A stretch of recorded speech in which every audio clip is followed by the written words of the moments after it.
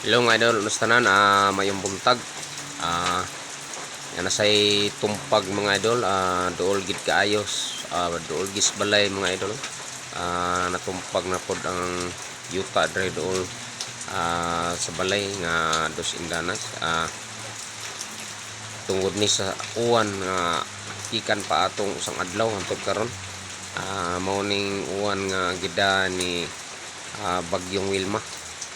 Tinuod wala say mga kusog nga hangin pero ari sa uwan. Grabe uwan na mga idol na duol gi kay ni diri sa akong gipuyan na landslide na sad mga idol. Patakay ba mga idol sa ubang mga dapitron daghan raw naigo sa landslide. Amping lang kita kanunay mga idol kung sa atong pagtanaw nga murag PK kita kinahanglan lang kitang mobakwit mga idol.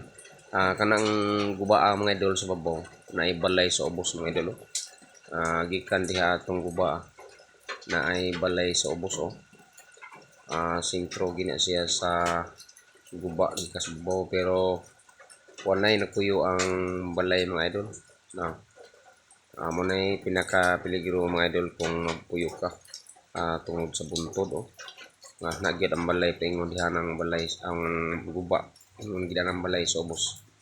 Mao na diha mga idol.